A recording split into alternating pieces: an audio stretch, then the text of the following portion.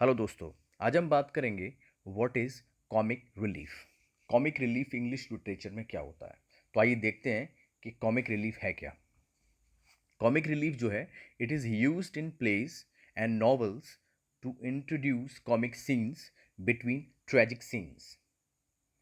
कहना क्या चाह रहा है कि जो कॉमिक रिलीफ है वो किसी एक ट्रेजिडी प्ले हो रही है, उस ट्रेजिडी के अंदर बीच में एक कॉमिक सीन आता है और वो कॉमिक सीन जानबूझकर राइटर जो है प्ले में डालता है, जिससे कि ऑडियंस को थोड़ा सा रिलीफ फील हो सके, क्योंकि काफ़ी देर से वो ट्रेजिक सीन्स देखते आ रहे हैं। It is deliberately inserted to make the audience feel relief. Comic scenes, ये जो कॉमिक रिलीफ है, ये दो तरह के होते हैं, इंटरनल कॉमिक रिलीफ और दूसरा होता है एक्सटर्नल कॉमिक रिलीफ। ये जो कॉमिक रिलीफ है इंटरनल, वो क्या होता है कि एक स्टोरी है कोई, उसके अंदर जो कैरेक्टर है वो कोई जोक कहता है, ही क्रैक्स अ जोक, तो उसके साथ जितने भी कैरेक्टर्स हैं उस प्ले में या स्टोरी में वो सभी हंसते हैं और ऑडियंस भी हंसती है अगर ड्रामा हो रहा है या प्ले हो रहा है प्लेटफॉर्म पे। तो ये होता है इंटरनल कॉमिक रिलीफ, कि कैरेक्टर जोक कहता है, वो खुद भी हंसता है और उसके साथ के कैरेक्टर्स भी हंसते हैं और ऑडियंस भी। एक्सटर्नल कॉमिक रिलीफ में क्या होता है कि वहाँ पे ऑडियंस को हंसना होता है मगर कैरेक्टर्स को नहीं। फॉर एग्जाम्पल, अगर हम ये कह सकते हैं कि कपिल शर्मा के शो के अंदर जो प्लेटफॉर्म पर जो वो एक्ट करते हैं, उस एक्ट को देखकर हम लोग खुश होते हैं मगर वो नहीं। तो शायद ये एक्सटर्नल कॉमिक रिलीफ में आता है। ग्रीक ट्रेजिडी में, मतलब एंशियंट ग्रीक में क्या था, एरिस्टोटल कहते थे कि अगर हम ट्रेजिडी लिख रहे हैं तो ट्रेजिडी में कॉमिक रिलीफ नहीं होना चाहिए। एंटायर ट्रेजिडी के अंदर एंटायर ट्रेजिक सीन्स ही होने चाहिए, no comic relief.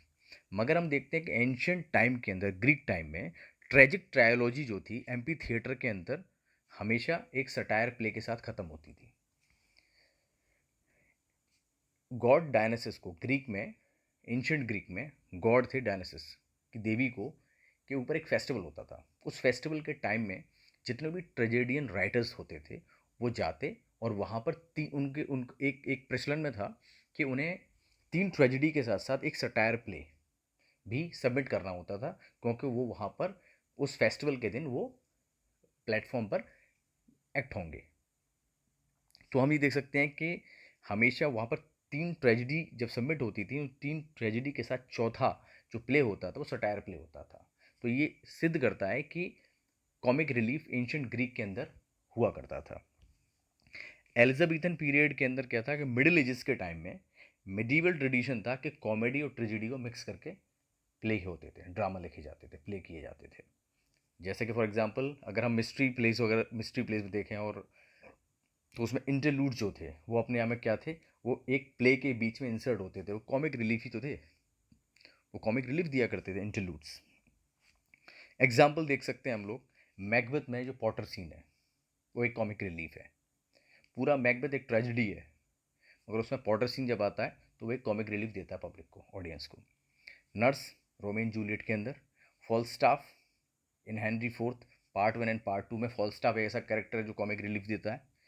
Grave digger scene हम देख सकते हैं हैमलेट के अंदर, पूरी ट्रेजिडी है मगर ग्रेव डिगर जब सीन आता है तो वहाँ पर एक कॉमिक रिलीफ ऑडियंस को मिलता है।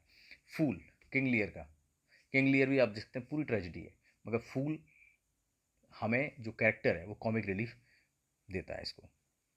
तो ये था आपका कॉमिक रिलीफ। आई होप आप इसको समझ में आपकी ये मदद करेगा। Thank you.